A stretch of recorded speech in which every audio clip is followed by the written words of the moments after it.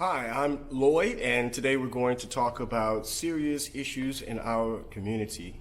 Uh, Today we're with, excuse me, sir, can you please introduce yourself and where you're from? My name is Leotis Raymar Hightower. I'm with Pure Justice. I'm originally from Oklahoma City, Oklahoma. Wonderful, wonderful. Thank you for being here today. Thank you. Leos, can you please share your thoughts about a person in jail because of an alleged crime that may or may not be true? Oh, many stories, many stories. One in particular, working with Pure Justice, man, I was really appalled when we was going through the forums helping with the bail reform and seeing people that was incarcerated for something as cheap as $50 to get out. Wow. Seeing that really, man, was alarming. And I already knew our system was broke. I didn't realize it was that broken. You got people sitting in jail, incarcerated, losing their jobs, being away from their family, based off because they don't have $50 to a couple $100 to get out. We're talking about minimal crimes. Wow, wow, wow, I understand. Leos, how would you feel if you found that innocent people are sitting behind bars simply because they are poor and cannot afford bail? You've kind of touched on that earlier. How do you feel about it? You said between $50 and a couple $100. You've heard of stories where people have lost their jobs? Oh, yes. As you know, man, the criminal justice system impact us much harshly. Most of us is trying to survive. So locking us up 2 to 3 days, man, pretty much costs our livelihood. You're talking about people losing their job. Once they're losing their job, they're losing their livelihood, which is where they're residing. And it just has a major impact on the family overall. As well as coming from Oklahoma City, I've seen it quite often. And coming down to Houston, there's no different. So this is like going on all over the country. And it's very sad that people, to me, it's legalized slavery. I see it as legalized slavery. That's what it is to me, personally. So it seems like what I heard you describe is almost like a domino effect. You know, it's like this happens to you, and that 2 or 3 days behind bars began a negative domino effect that impacts the person's life. Yes, and once again, as you see, it just impacts people's lives, their families. And we're talking about minimal things. People run into problems. People have issues here and there. But some of these minimal things that people are being incarcerated for and kept there for, it's uncalled for, and it needs to be changed. Well, thank you for that. That was very insightful. Thank you. Did you know that over 40% of Americans cannot afford a $400 emergency? And this is according to a Houston-based Kinder Institute at Rice University, that 40% of Americans cannot afford an emergency. How does that ring to you? Well, that's a whole nother conversation, because now we're talking about economics, and economics is a whole nother issue when it comes to our country. Most people are living paycheck to paycheck. So you take someone that's surviving, that's barely making it from paycheck to paycheck, and you throw them in a system that's now pretty much embezzling money from them. That's how I see it personally. You're taking money from them, and once they get out, their livelihood is messed up because they probably lost that job. And now that they lost their job, once again, I stated they lost their house and they lost their family. It's a whole domino effect that leads to drugs and other things. It's a messed up system. So you believe what I heard you say is that in that question, in that range of $400, that could be similar, right? Similar to an emergency of a bail, cash bail that someone would have to pay. That's not a tire going out on the car. That's not a leak in the house or anything that you have to fix for $400. That's just any emergency. But you're saying that sometimes this bail system makes it hard for those who don't have $200 to pay. Yeah, I can hear you that. Thank you for sharing. You're very welcome. Leos, how would you feel if I told you that right now there are individuals behind bars in Harris County, in Houston, and throughout Texas, as well as I'm sure, like you said, around the nation, who cannot afford a $100 bail for a low-level charge? How would you feel? Once again, it would surprise me. But once again, me personally, I don't think it's right. Okay, and I say I don't think it's right because we're talking about $50 to $100. Okay, so if it's $50 to $100, we're talking about pretty much minor offenses. This is almost the same thing along the lines as traffic violations, but you're keeping someone incarcerated. You know what incarceration do to people? We ain't even talking about the finance part. We're talking about the mental aspect of it. So now you're breaking this human being down over a minor infraction. As I stated before, to me, it's legalized slavery. This is across the country, and it needs to be fixed. It needs to be fixed. We got killers walking around. Yeah. Killers walking around, and we talked about we don't have enough space. No, you don't got enough space if you got people sitting there for minor offenses. Exactly. The real criminals need to be locked up in there, but you don't got space for them because you're holding somebody to $50 to $100, a couple $100 fine. Good point. Come on, man. Good point. Wow, that definitely shed light on things, because that kind of does tail into our next question. Actually, you mentioned about you said we have killers on the street, which I'm sure if you look at any metropolitan, Proven facts. yeah, and the numbers have only gone up, I believe, since the pandemic. Okay, so do you feel that communities that are having these problems, or just in America or in Houston, are safer by releasing those that can afford bail over keeping those incarcerated that may not have the funds to get out, and why? Well, me, I see things above the surface, okay? So once again, a lot of people's not going to probably agree with my decision, or my opinion, but the way I see it, it's systematic. We go release the killers back to your neighborhood, let them pretty much cause terror. We go release the dope dealers back to your neighborhood, even though we know they got known charges, and we probably got hard evidence that we can keep them in, but we're going to release them to the neighborhood, just so y'all can deal with it, and you would need our help. You need to fund the police department. You need to fund the same goddamn organization that's in locking us up and imprison us. So to me, it's more of a systematic issue. I can send them people back there, but you don't need me to come out there and get them. Well, you said systematic slavery, I think, earlier. I see it as legalized. Legalized. Sorry, excuse me. Thank you. Legalized Only slavery. based off the laws that's set up in place. It's legalized slavery. Sure.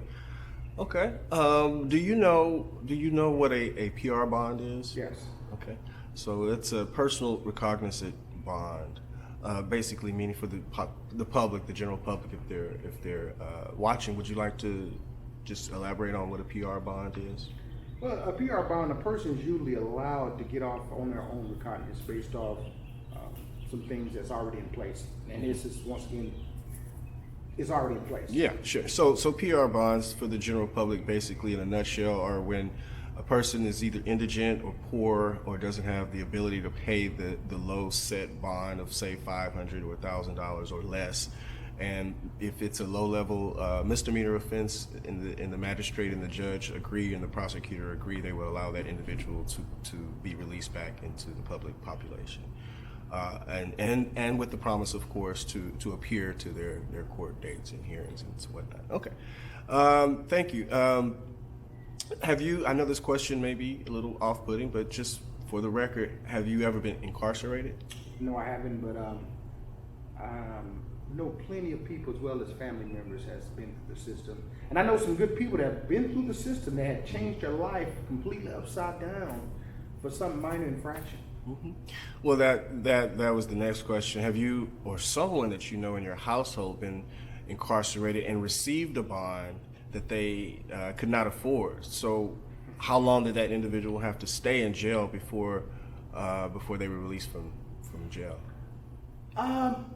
True story. I had a friend that got caught up. It was a domestic situation in regards to his daughter was assaulted by someone.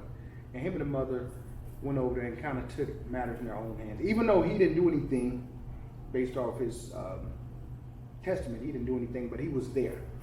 The person filed an assault against him. Because the person filed the assault is very unique, because the person, I don't even think it's even legal, so that's a whole nother conversation. But make a long story short, Sure. He was put in jail, stayed there for a couple of days, had to bail out. When he bailed out, he was forced to get an ankle monitor. Had to spend about $10,000 to get an attorney. Did everything he could get before that judge, couldn't get before the judge. Got before the judge, and the judge had to leave because he had a family emergency or a family engagement. So the dude called me, which is a friend of mine. This has happened about a year ago. He called me probably about 3 weeks ago. Man, I want to tell you, I'm now free. I was 2 days away from losing my job. I had an ankle monitor on, I needed an MRI. I couldn't get an MRI. When I talked to him almost 8 months ago, man, he was just in distraught because he was constantly going through the system. And then you all know the system is. The system, you got to make phone calls to a number that usually don't work. You got to go to a system, and going through that system, sometimes you got to go to court or wherever they tell you to go to. No one's there. It's almost like it's a trap. They're trying to trap you up to not to make these appointments or make these phone calls. Long story short, he said, man, I'm family free. They dropped all the charges. The issue with that was it was an accusation. Because of that accusation, a whole year this man went through all of this and could have lost his job, could have lost his family, came off a bunch of resources only to give to the system. Yeah, that's And an the system incredible. really don't work. That's an incredible story. That reminds me of what's not supposed to happen in the Constitution, Correct. called double jeopardy. You've already paid for the crime. You've been in jail for 2 or 3 days of a low-level offense that may or not be enough probable cause to convict you for anyway. And so now you have to play this rat race game to get a freedom that you already had in the first place, but now you're trapped. And then the interesting thing, Leo, and I'm sort of deviating just for a second, that reminds me of the third problem that we also have to deal with this issue is that now that's on record, right? It's a record in someone's criminal file, even though it was dismissed. Do you know of any? Well, you said this guy was dismissed. Does that happen regularly, do you think? No, it's not common, man. Once again, some people end up taking plea bargains. Yes. A lot of people can't afford to miss work. Yeah. They can't afford to be away from their family. They can't afford to sit in jail, so they'll take a plea. Yeah. Just to make things do. And once again, the system is broken. That's why I call it legalized slavery, because those in the system is capitalizing off the demise of the people, and you're throwing charges on people, and they got to fight these charges. In America, they say you're innocent until proven guilty. That's a bunch of baloney. You're guilty until proven innocent. And if you don't got the resources or the funds, you're pretty much still guilty. Wow. Okay, we just have a couple more questions here. Thank you for your time, You're very Leos. welcome. Thinking back on any experiences that you've had with bailing someone out of jail or know someone who has, is there a time when you felt that the cash bail system was unfair or unequal because some folks have the money to bail out and some don't? Even when facing the same exact charge or offense, in what ways do you think the cash bail system is unjust? To me, it's very subjective. It depends on what judge you're looking before. Okay. It is what it is, man. You can go read the records and look at some of the judges and look at what they're doing. Some of them got a hard record on in regards to who they send to prison, who they putting charges on. Once again, it's legalized slavery, and everybody is profiting that's within that system. Okay, well, that makes sense. That actually leads into one of the final questions, and briefly we'll just get through these last two. What do you think about a bail system whereas all accused of certain low-level crimes and misdemeanors are deemed innocent, like you said, until proven guilty, and no requirement of cash bail shall be used to determine their length of stay? In other words, there's a no cash bail system for low-level cases. How do you feel about abolishing cash bail altogether? I think it's needed. I think it's needed because, once again, we're talking about, as you just stated, low level. We're making money off low level. And these low levels end up escalating to other things. And once again, that's why we call it the trap. It's a trap. Once you get inside the system, you're somewhat trapped. If you don't have resources, you don't have a network, you're caught up in that system. Now, you may beat the charge or you may get off on the charge, but at the same time, all the resources and time that you have to go through. A lot of people are losing their jobs because they got to go to court. And I don't know if y'all go to court. If you go to court, man, it's pretty much is nothing but black and brown. Don't want to make it a race issue, but it's black and brown that they're making money off of. And you can be in court all day. Yeah. Your employer not trying to hear that. They tell you to be at court at 8 o'clock, but your trial may not start till 11, 12 o'clock. And after that, you got some administrative stuff to do. So you're talking about a whole day gone. Your employer's not trying to hear that. And we talking about, once again, minor infractions. We ain't talking about murder. We ain't talking about trafficking. We talking about minor infractions. So yeah, it should be abolished. And not to mention the transportation maybe and parking and all of that. I've heard cases where people have said they had to refeed the meter or something, or they, their That's- child daycare that's attached to it, they don't want to bring their child with them and they have to find, is that something that you've heard also? All of this is once again, it goes back to, it's a trap. You're trapped. You get any type of case you get handed to you got to go down there. You got to pay for parking. And that's a whole nother issue. You got to find parking first of all, then you got to pay for parking. Final question, Leos. You're doing a great job. Thank you, sir. In your opinion, is the community safer by housing people in jail who are innocent or have committed misdemeanor crimes that cannot afford bail? Or would it be better to invest tax dollars in community programs that improve the quality of life and address the inequities in society that causes individuals to commit crime? Thank you. That's a good question, man. I'm kind of like the founder of Pure Justice, man. I wish all of us could just be in a world that everybody loved each other. But unfortunately, it's not like that. As they stated, crime pays, man. Crime pays. And it's simple as that, man. Good. I've been around the country, been around the world. And America is known to have the greatest justice system. And I can say our system is a system, but I wouldn't say it's the greatest system. But it's a system. Compared to some of the other systems, man, it has its advantages and disadvantages. But overall, when it comes to black and brown people, it's not the system for us. Indeed.